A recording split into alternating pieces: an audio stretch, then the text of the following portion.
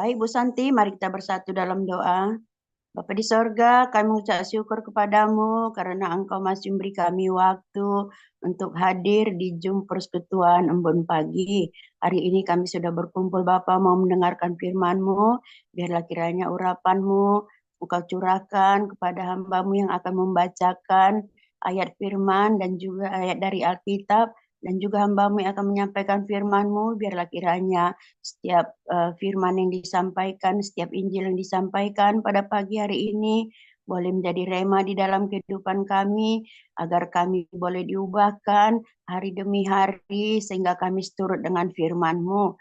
Kami yakin dan percaya Bapa, urapan-Mu akan terjadi. Berikan kami telinga yang tertib untuk mendengarkannya dan hati yang tekun, agar saat ini kami benar-benar Tuhan boleh menjadi kelak menjadi pelaku firman-Mu, sehingga firman-Mu yang akan kami dengarkan menjadi rema di dalam kehidupan kami. Terima kasih Bapa, kami siap mendengarkan dan menyambut firman-Mu dengan ucapan syukur di dalam nama anak-Mu Yesus Kristus. Haleluya, amin. Terima kasih Bu Santi. Amin. Terima kasih kembali Ibu Lasma. Ya, pembacaannya kita mulai dari Ibu Ayu ya. Silakan Ibu Ayu. Baik Bu Santi, saya akan membacakan Ayub pasal 42. Maka jawab Ayub kepada Tuhan, "Aku tahu bahwa Engkau sanggup melakukan segala sesuatu, dan tidak ada rencanamu yang gagal. Firman-Mu, siapakah dia yang menyelubungi keputusan tanpa pengetahuan? Itulah sebabnya, tanpa pengertian aku telah bercerita tentang hal-hal yang sangat ajaib bagiku dan yang tidak kuketahui. Firman-Mu, dengarlah, maka akulah yang akan berfirman. Aku akan menanyai Engkau, supaya Engkau memberitahu aku. Hanya dari kata orang saja aku mendengar tentang Engkau, tetapi sekarang mataku sendiri memandang Engkau. Oleh sebab itu, aku mencabut perkataanku, dan dengan menyesal, aku duduk dalam debu dan abu."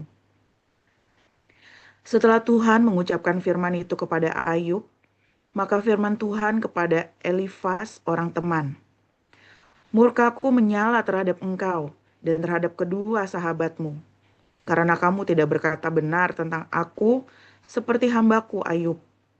Oleh sebab itu, ambillah 7 ekor lembu jantan dan 7 ekor domba jantan, dan pergilah kepada hambaku Ayub. Lalu persembahkanlah semuanya itu sebagai korban bakaran untuk dirimu. Dan baiklah hambaku Ayub meminta doa untuk kamu, karena hanya permintaannya lah yang akan kuterima, supaya aku tidak melakukan aniaya terhadap kamu, sebab kamu tidak berkata benar tentang aku seperti hambaku Ayub." Maka pergilah Elifas orang teman, Bildad orang Suah, dan Zofar orang Naamah. Lalu mereka melakukan seperti apa yang difirmankan Tuhan kepada mereka, dan Tuhan menerima permintaan Ayub. Lalu Tuhan memulihkan keadaan Ayub setelah ia meminta doa untuk sahabat-sahabatnya. Dan Tuhan memberikan kepada Ayub 2 kali lipat dari segala kepunyaannya dahulu. Kemudian datanglah kepadanya semua saudaranya laki-laki dan perempuan, dan semua kenalannya yang lama, dan makan bersama-sama dengan dia di rumahnya. Mereka menyatakan turut berduka cita dan menghibur dia oleh karena segala malapetaka yang telah ditimpakan Tuhan kepadanya, dan mereka masing-masing memberi dia uang 1 kesita dan sebuah cincin emas. Tuhan memberkati Ayub dalam hidupnya, yang selanjutnya lebih daripada dalam hidupnya yang dahulu. Ia mendapat 14.000 ekor kambing domba dan 6.000 unta, 1.000 pasang lembu, dan 1.000 ekor keledai betina. Ia juga mendapat 7 orang anak laki-laki dan 3 orang anak perempuan. Dan anak perempuan yang pertama diberinya nama Yemima, yang kedua Kezia, dan yang ketiga Keren Hapuk. Di seluruh negeri tidak terdapat perempuan yang secantik anak-anak Ayub, dan mereka diberi ayahnya milik pusaka di tengah-tengah saudara-saudaranya laki-laki. Sesudah itu, Ayub masih hidup 140 tahun lamanya. Ia melihat anak-anaknya dan cucu-cucunya sampai keturunan yang keempat. Maka matilah Ayub, tua dan lanjut umur. Demikian.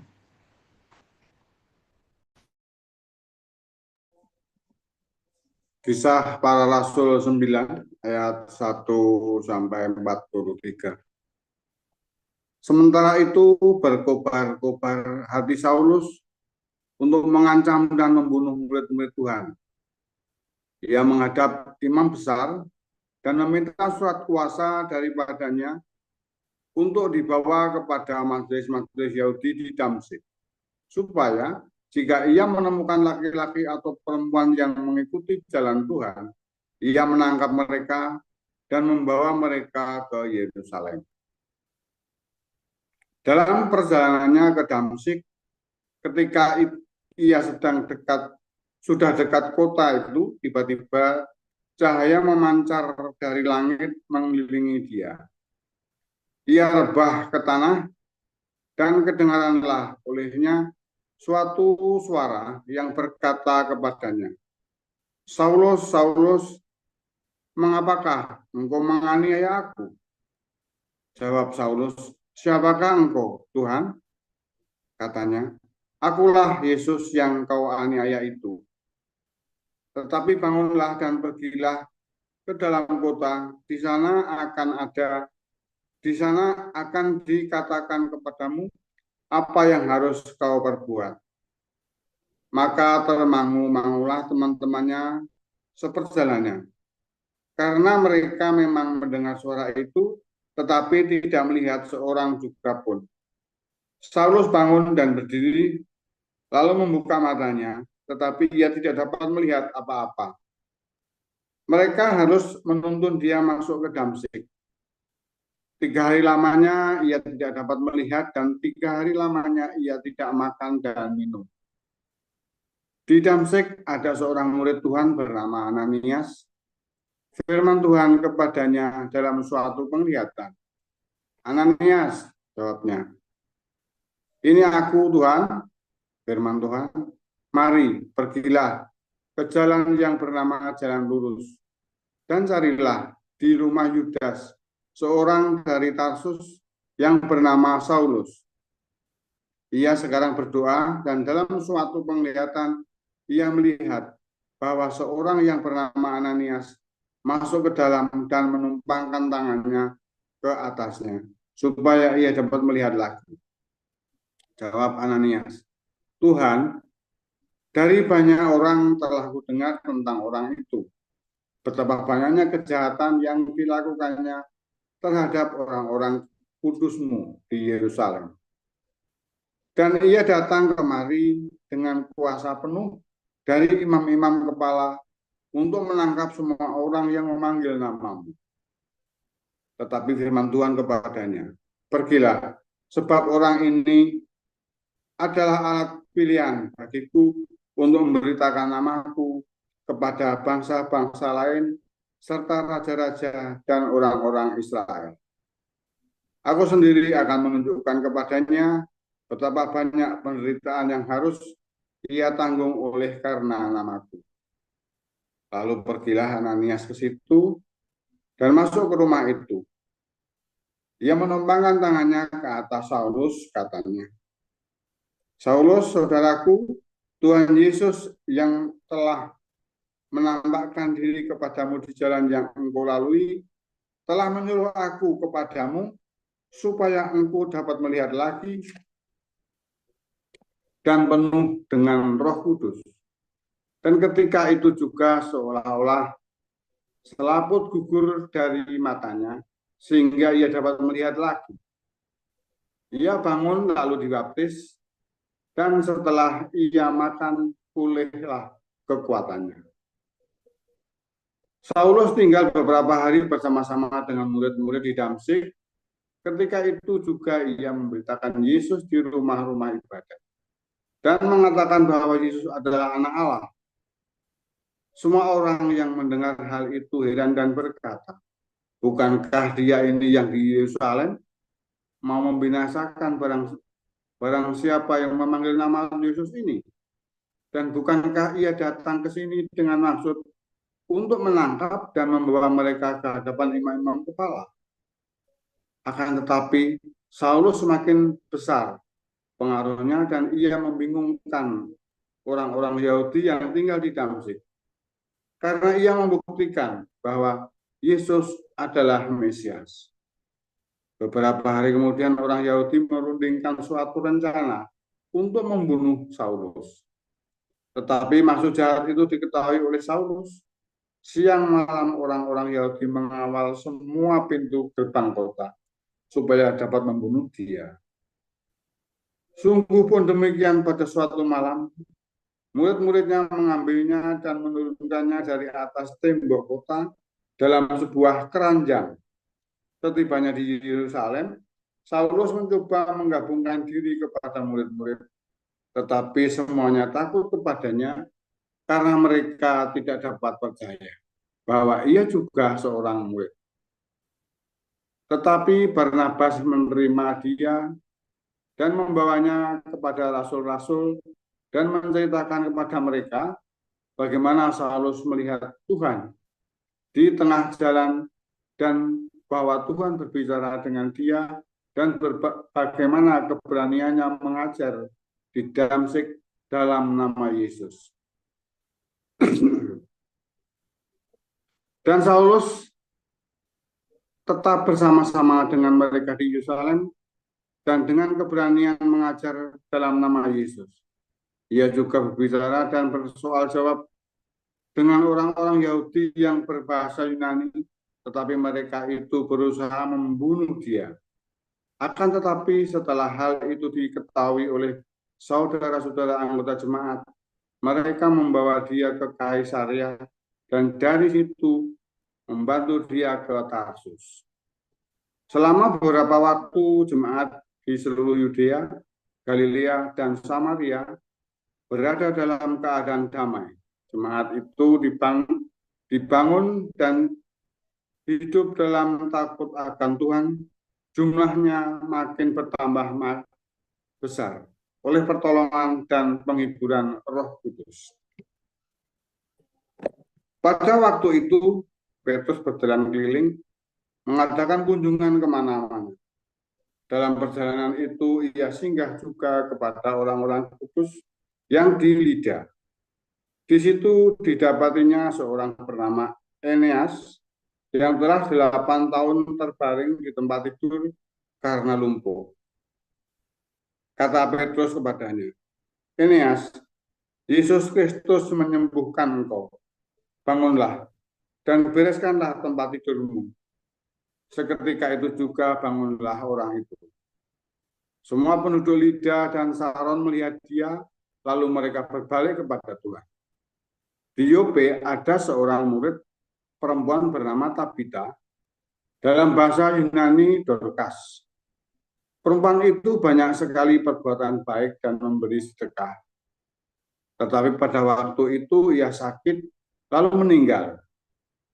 Dan setelah dimandikan, mayatnya dibaringkan di ruang atas, Lida dekat dengan Yope. Ketika murid-murid mendengar bahwa Petrus ada di Lida, mereka menyuruh 2 orang kepadanya dengan permintaan, segeralah datang ke tempat kami. Maka bergemaslah Petrus dan berangkat bersama-sama dengan mereka.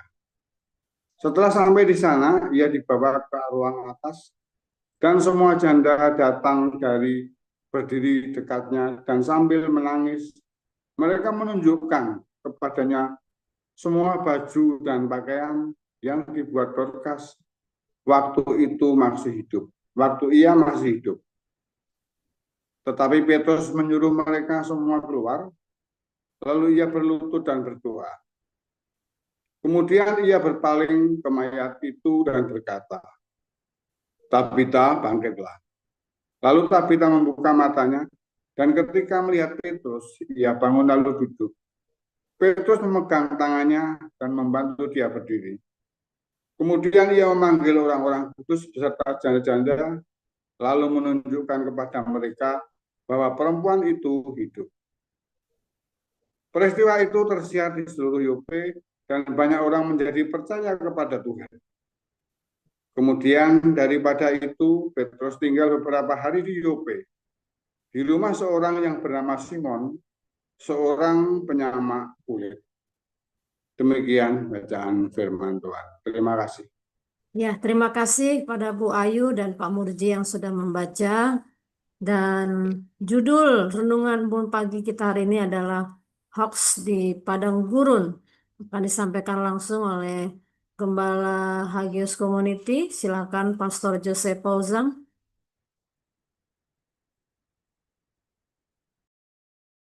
Haleluya, haleluya, firman Tuhan selalu baru setiap hari jika kita menanti-nantikan Tuhan dengan hati yang penuh cinta, ya, hati yang penuh dengan pengharapan dan tidak takut, ya, tidak takut untuk berbuat baik. Jangan pernah ragu, jangan pernah ragu, jangan pernah Anda takut di padang gurun.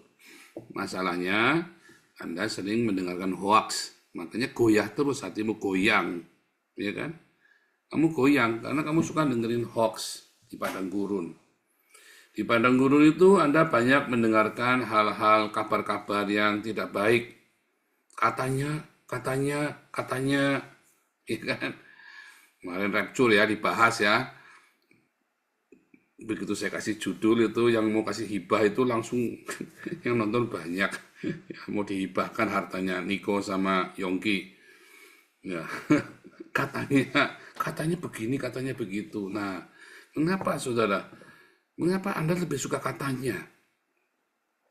Ya kan? Kan Anda seperti Kain, berarti kan? Katanya, ya praduga. Kenapa Anda tidak bertanya sendiri langsung kepada Habil? Mengapa kamu mantap hatimu? Ya kan? Tapi kamu katanya, lalu Anda muncul berbagai macam prediksi-prediksi. Lalu muncul berbagai macam kecurigaan. Karena katanya. Kamu berpikir katanya gitu ya. Contohnya, katanya Joseph Paulus yang itu begitu. Katanya ini Paulus yang begini, katanya. Kenapa kamu tidak nanya langsung sama saya? Ya kan? Kenapa kamu nggak langsung nanya sama saya? Yang di Belanda juga sama, katanya. Saya ini jadi digosipin nggak baik ya di Belanda ya. Katanya. Kalau saya tetap tenang. Mengapa? Saya melakukan apa yang firman Tuhan lakukan. Dan saya tahu mereka tidak melakukan apa yang Tuhan perintahkan. Simple. Mereka katanya, kalau saya tahu persis apa yang saya lakukan. Mereka melakukan katanya Pak Pendeta harus begini, katanya begini. Ini lagi heboh dengan ini ya, seminar pelepasan doa profetik. Saya sampai ketawa terbahak-bahak. Ya itulah, akhirnya kamu udah tinggal di Belanda, otaknya masih tahayul-tuyul kayak orang Islam ya, cara berpikirnya ya, setan gendruwo, kuntilanak begitu ya. Padahal tinggalnya di Belanda ya. Saya terakhir cerita tentang genderuwo kuntilanak itu ya 2015 ya, begitu 2016-17 saya sering ngejar-ngejar setan itu ya. Terus saya baru ngerti tuh, oh ternyata itu adalah ilusi saya sendiri. Makin kemari Tuhan makin mantapnya, ternyata setan itu adalah kita sendiri. Ya kan? Alkitab mengatakan, bukan katanya pendeta, bukan katanya teolog siapa. Yesus masuk ke padang gurun, Matius 4, ya. Ternyata untuk dicobai oleh Satan, ya kan? Dicobai oleh Satan. Yakobus 1, kita semua dicobai oleh keinginannya kita sendiri. Jadi apakah setan? Siapakah setan? Atau bagaimanakah rupa setan? Setan itu adalah keinginan kita sendiri. Kemudian mengambil sebuah visual, penampakan, disesuaikan dengan apa yang kamu pikirkan, hawa nafsumu, keinginanmu, ya, dan divisualkan berdasarkan background alam bawah sadarmu background, rekaman-rekaman, informasi yang pernah masuk. Jadilah nampak itu setannya itu. Kalau kamu biasa dengan perzinahan, kamu akan lihat kuntilanak. Kalau kamu lagi ketakutan, kamu akan lihat genderuwo. Kalau kamu lagi pengen bunuh diri, kamu akan lihat pocong dan sejenisnya. Ya. Kalau kamu lagi serakah, ya kamu akan lihat tuyul dan seterusnya ya. Lampir lah, kuyang lah, apalah segala macam ya. Itu terjadi seperti itu. Nah, itu namanya kamu lihat katanya ada setan. Dia pernah lihat setan? Oh, saya lihat.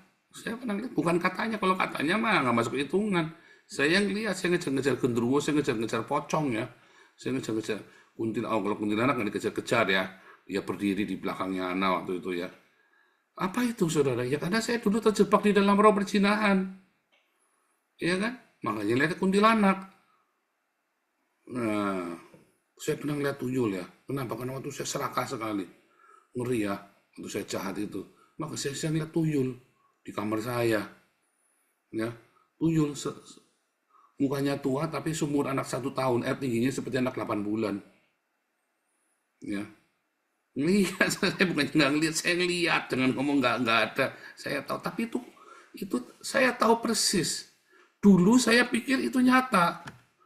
Tetapi setelah sambil jalan, lalu itu apa ya? Ternyata itu adalah ilusi, halusinasi, delusi saya. Berdasarkan kondisi saya hari itu. Nyatanya sampai hari ini saya nggak pernah lihat lagi. Lalu saya menurut apa? Berarti itu apa ya? Saya lihat ya, saya satu-satu tak amatin kondisi saya. Kenapa waktu saya kecil nggak pernah lihat begitu? Saya ngeliatnya genderuwo. Kenapa waktu kecil saya ngimpinya selalu genderuwo? Ya kan? Karena saya terintimidasi dari kecil hidupnya saya di desa.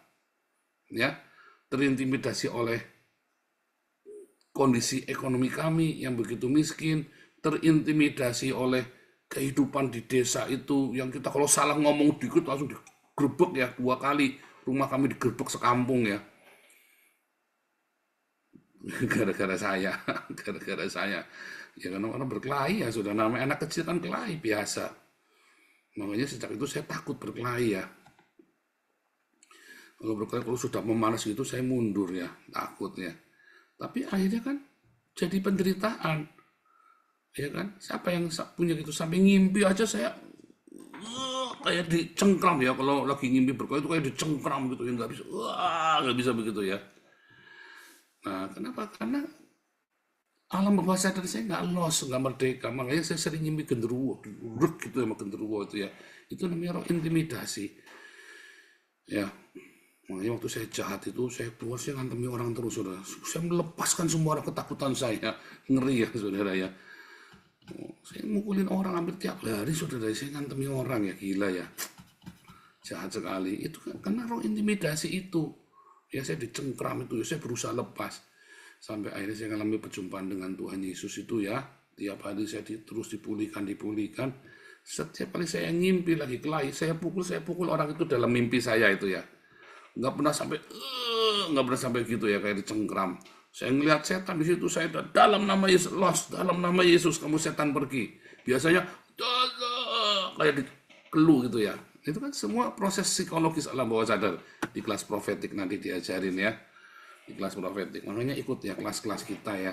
Supaya jangan katanya Pak Pendeta, saya ceritakan prosesnya, kamu akan kaget-kaget semua, rahasia semua para nabi.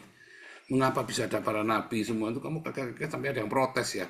Saya pernah ada orang Belanda ngamuk sama saya, tak ajarin, tak realiti apa sih setan, ngamuk ya. Ya ada orang ortodoks juga ngamuk ya, saudara ya. Tak ceritain apa sih setan itu. Wah, orang gereja ortodoks kan percaya setan kuntilanak begitu, saudara. Ya, mana ada setan kuntilanak begitu, tak ketawain ya.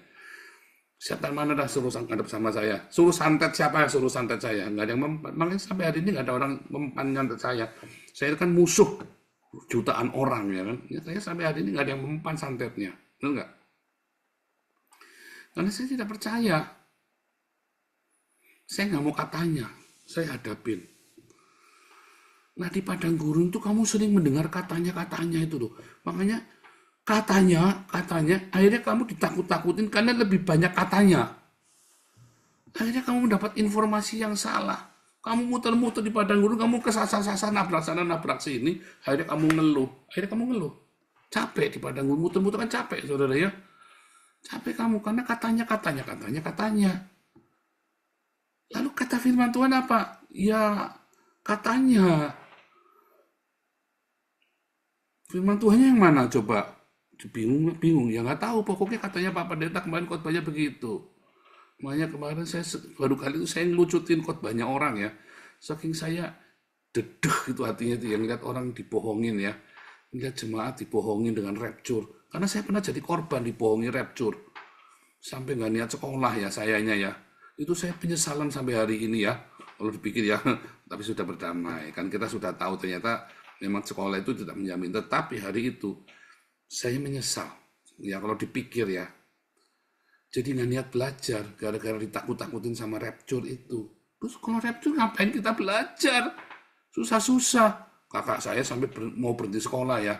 Sampai nggak naik kelas. Kasihan sekali. Kakak saya itu gara-gara rapture sampai itu bertahun-tahun kakak saya itu ya. Traumanya itu ya. Kalau saya waktu itu 1-2 tahun saya ambil alih hidup saya. Ya. Akhirnya Yesusnya nggak datang kan tahun 92 itu kan 28 September Rosh Hashanah 28 September 1992 Rosh Hashanah sama seperti grupnya GPI-nya Niko yang katanya nanti pas Rosh Hashanah Yesus mau datang ya kan 23-24 September 2025 32 tahun kemudian ya saudara ya 33 tahun kemudian Yesusnya belum datang. Harusnya kamu lebih takut nanti malam kamu mati daripada Yesus mau datang hari ini. Karena Yesus datang itu dengan berbagai macam tanda yang jelas. Tapi kalau kamu mati itu nggak pakai tanda, orang mau mati itu. Orang mau mati itu lebih banyak orang nanti tidak tahu tandanya orang mau mati. Kalau saya bisa ngitung ya, orang mau mati ya, saya bisa ngitung. Tapi kalau Yesus datang, hitungnya gimana? Nggak ada yang bisa ngitung. Ya. Katanya, kamu hidup dengan katanya, akhirnya kamu ketakutan, akhirnya kamu bingung, katanya, kamu bingung setiap hari katanya Yesus mau datang, jadi katanya Yesus mau datang, tetapi kamu, si pendeta ini nggak jual harta miliknya, masih diganduli, lah berarti Yesus datang, dia buat apa hartanya, kenapa nggak dikasih aja dia siap-siap bikin baik kan? Tapi kan enggak, katanya. Dan Anda percaya dengan katanya hanya gara-gara, oh dulu pernah ada ya,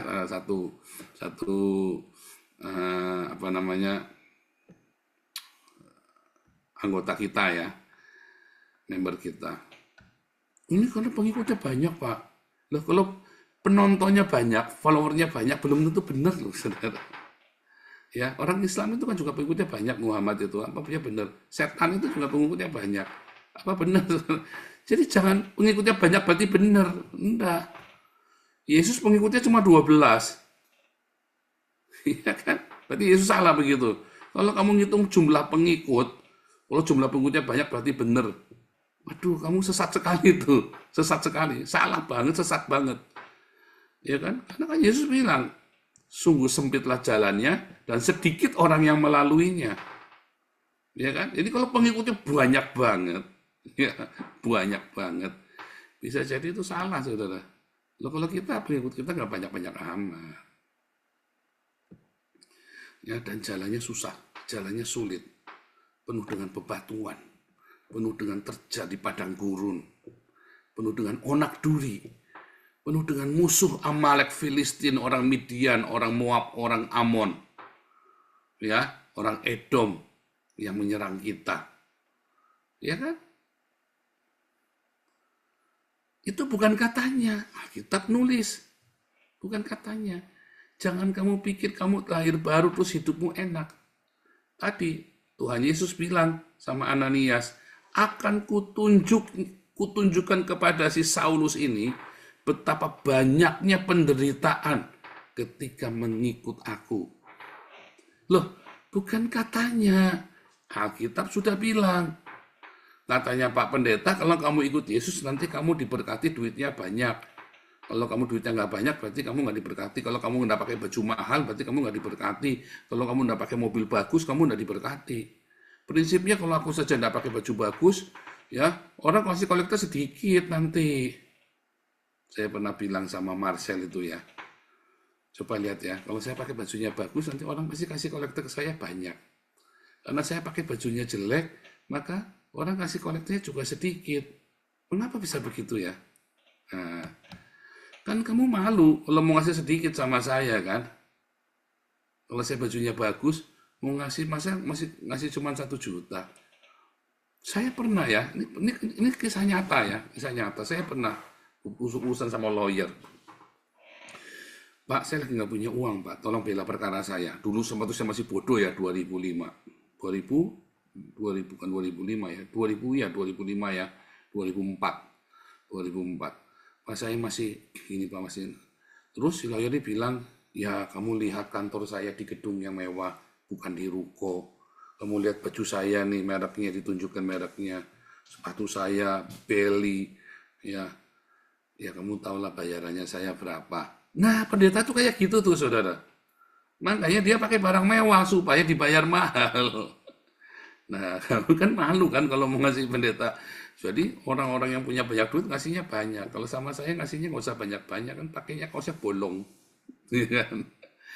Katanya, ini dikasih ya sama Edsel itu ya, yang pemain drum kita itu. Dia ulang tahun kemarin dikasih. Ini Nike nih, bagus ya. Nah, saya pakai nih biar dia seneng. Ya, di Edsel itu ya. Jadi dia belum boleh kerja, tapi pacarnya yang belikan buat saya. Karena saya sampai terharu ya dia bawa, karena dia nggak boleh kerja. Saya sampai nerimanya bingung saya. Mau nerima saya bingung. Karena saya tahu dia belum kerja, uangnya aja dari saya kok. Lah saya mau terima gimana? Tiap minggu dia terima uang dari saya, malah dia ngasih saya hadiah sampai saya speechless ya. Nggak bisa ngomong. Tapi karena saya sederhana, maka orang nggak sungkan kasih saya walaupun nggak punya uang, ya ngasih seadanya. Saya kan terima sedekah kan, saya kan hamba Tuhan. Kalau perpuluhan itu adalah sebuah sedekah, ya, adalah sedekah. Itu untuk para imam, untuk yatim piatu, dan untuk orang asing gelandangan, gembel, ya. Perpuluhan Anda itu untuk 3 ini ya, untuk 3 kelompok. Jadi saya itu menerima sedekah. Jadi kalau masih terima sedekah nggak usah belagu, nggak usah pamer gitu ya. Makanya bilang ini saya pamer, saya baru dikasih gitu ya. Naik ya, bagus ya. Mungkin harganya sekitar 60 euro kali ya. Kalau toko saya tahu harganya naik ini kira-kira 60 euro ya.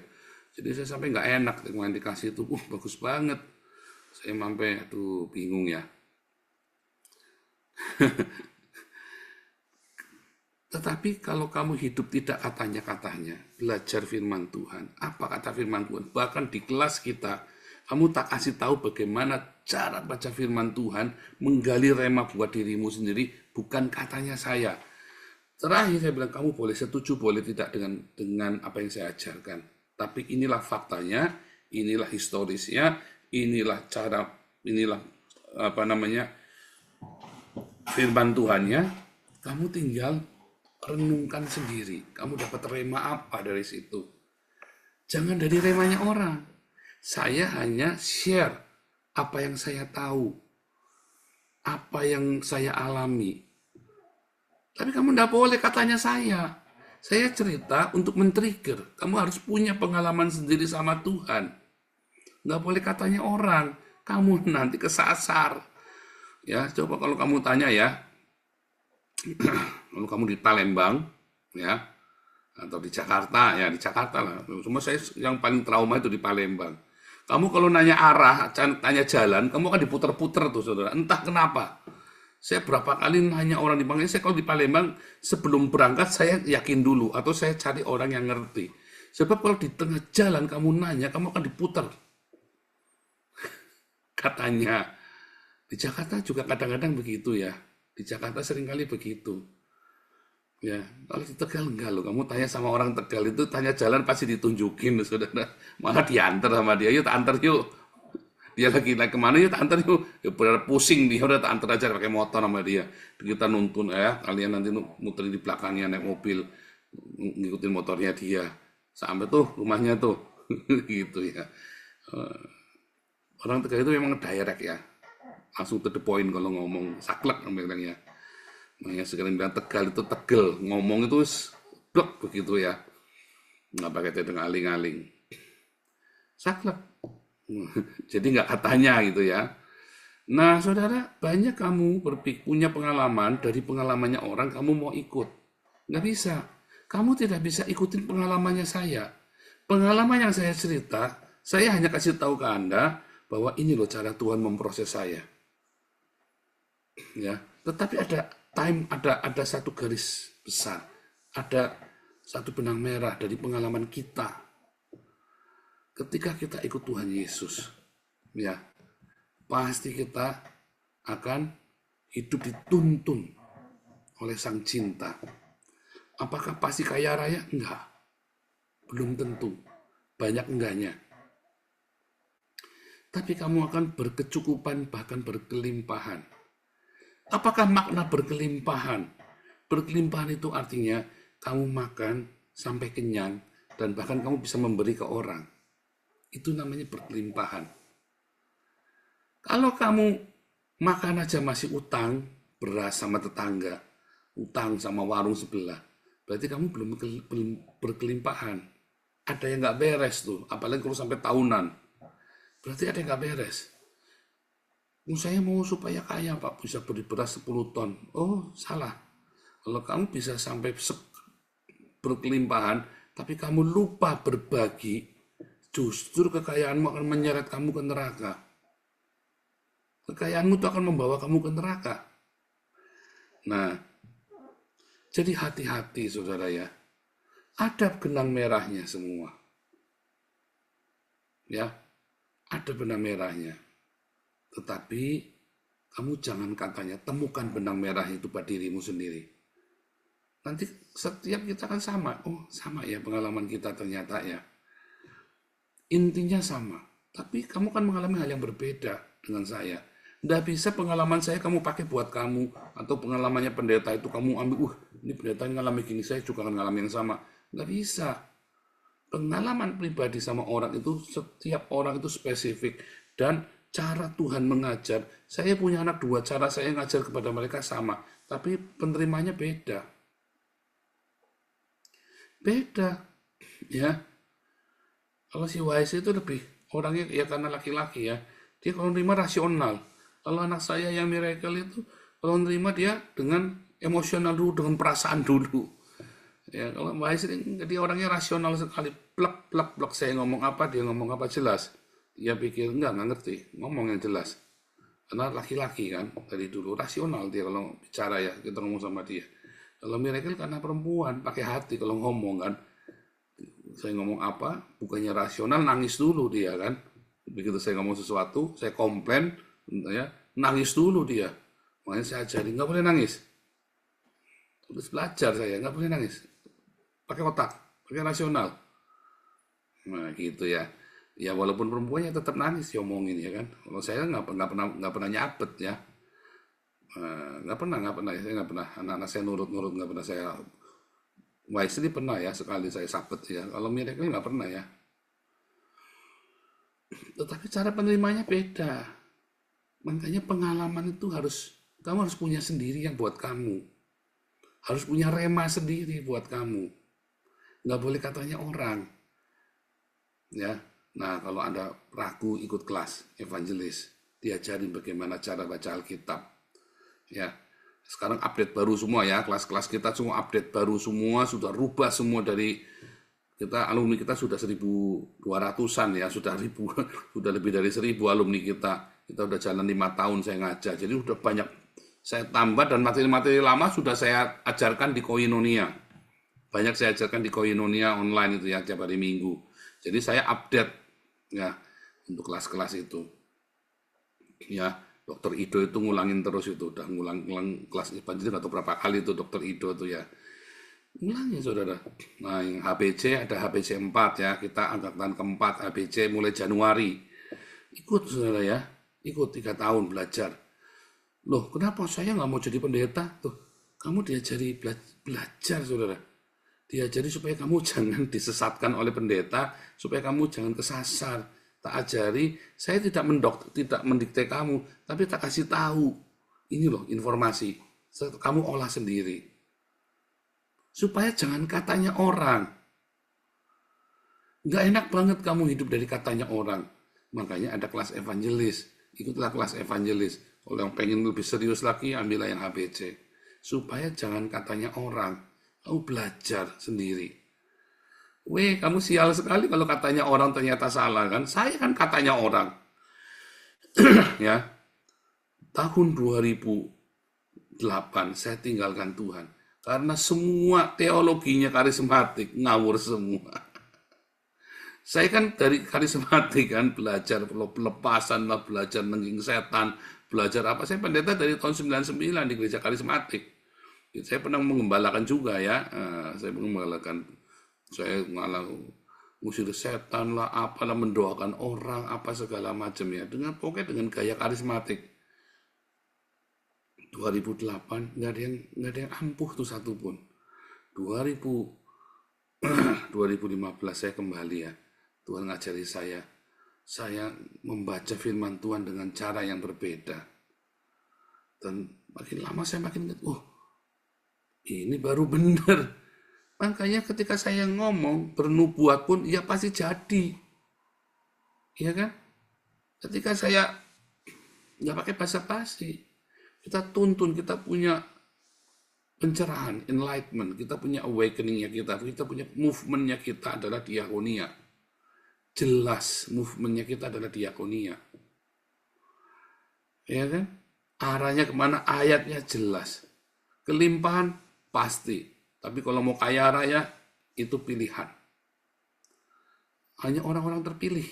Ya, yang kamu bisa berkelimpahan uang segitu banyak, itu hanya orang-orang pilihan. Yusuf saja tidak kaya raya, saudara. Ya kan? Yusuf saja tidak kaya raya. Nggak bisa jabatannya diwariskan ke anaknya. Mengapa? Uangnya kan uangnya rakyat, dari rakyat untuk rakyat. Dia hanya mengelola. Loh, kolektor kita ada yang nanya ya, kolektornya 500 juta kemana saja. Nyindir gitu loh ya. Loh, saya bilang, itu bukan punya saya. Itu bukan uangnya saya. Kalau maunya saya, kayak si Rudi Yohanes, kayak Saifuddin, ditelan sendiri uangnya. Ya kan? Maunya saya, tapi kan nggak boleh.